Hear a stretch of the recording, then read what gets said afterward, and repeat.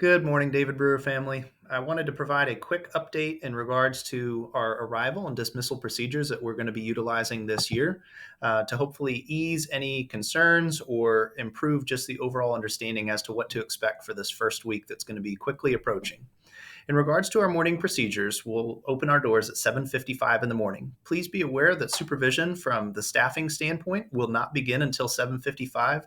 So if you can possibly help us in the best ways possible, I would ask that you try to avoid dropping students off early so that way we can make sure that while kids are on our campus, they are safe and that there is staff to be able to assist with the supervision ends. If your child is having breakfast in the morning, the cafeteria will be open from 7:55 until 8:15 in the morning, and breakfast will be provided in there. If your child is not eating breakfast in the morning, then they can go to the gym. In the gym, we're going to have all of our students spaced out in terms of first, second, third, and fourth grades in order to keep them with their age appropriate peers.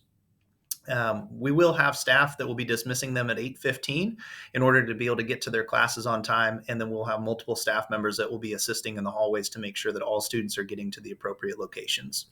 In regards to our morning news show, so every morning we're going to be running a news show that'll start at 8:25 that will be shown within the building, and we'll go over some of the birthdays and other highlights and updates that would be important as a student to be aware of.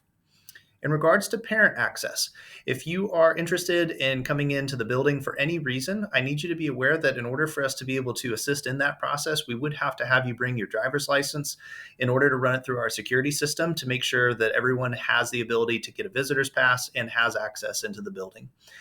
Please be aware that prior to the 8:20 morning bell, all visitors in the building will have to exit the building so that we can start classes on time and in essence get the days moving. In regards to unattended vehicles, I would kindly ask you to please park in the parking spaces around the school in order to come into the building if that is something that you're interested in doing. But please do not leave your car unattended in the drop-off lanes either in the mornings or in the afternoons. So that way we can ensure that we have safe routes and a easier way of accessing the route in the mornings and the afternoons. In regards to buses and daycare, all the drop-offs are going to be right in the front, and all of our students will enter in through our music room that is going to be located on that side of the building, if you notice right here on the map. And the main entrance is where all of our students will be entering in. We'll have staff not only outside, but we'll also have staff stationed throughout the building in order to make sure that students know exactly where to go and that they have support from the staffing and personnel standpoint. When we talk about our bus riders and daycare will be dismissed at 3:20. Our buses will be pulling up to the side right outside of the main office here in order to be able to get over to the other buildings. Please be aware that they are going to be the first group that's going to be dismissed. All of our walkers, car riders, and Horizon students will be dismissed at 3:25. At 3:25, all of those students will be free to either A, go to the Horizons program for their after school programming, or they will be able to go for car riders. They'll be going to the gym where we'll start calling names at 3:30. All of our walkers at 3:25 will be able to exit the building and head home.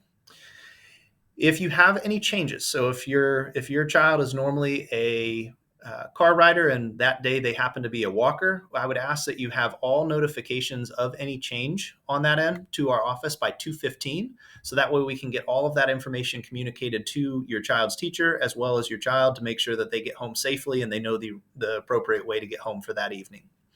In regards to safety and security, I would just simply ask that you drive by the speed limits, watch for students that could potentially be in the roads as they're crossing through crosswalks, and I would just simply ask you to just have an extra eye with safety as being our top priority of making sure that your kids arrive and exit the building and campus as safely as possible.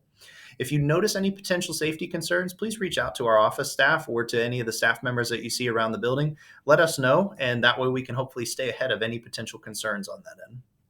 And then the final piece is please set an example that we want our students to follow. The first couple weeks, obviously, things move a little bit slower in terms of building in the procedures, making sure that everybody's able to enter and exit safely. I would just really encourage you to set the tone in terms of patience, respect, being courteous to one another, and that deals with other parents, students, staff, and know that we're all in this together and we're wanting to make sure that we have the best experience possible for your child.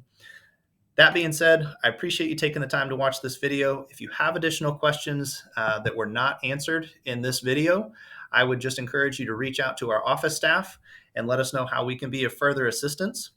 The final piece on our walkers, we will have students exiting out of that 17th Street exit as well as our 18th Street exit. So these two sides of the building will be our primary spots for our walkers. Our buses and our daycare will be rolling through here. The sections here with the dotted lines are going to be blocked off with cones to prevent through traffic. And I would simply ask that if you are entering on either side, that you make a right exit as opposed to trying to take a left. It does create an additional safety concern when cars are exiting to the left on our 17th Street exit, and it does make an additional challenge if cars are exiting to the left on the 18th Street exit as well. So I appreciate you taking this time again, and I hope you have a wonderful rest of the day, and please let us know if we can be of any further help.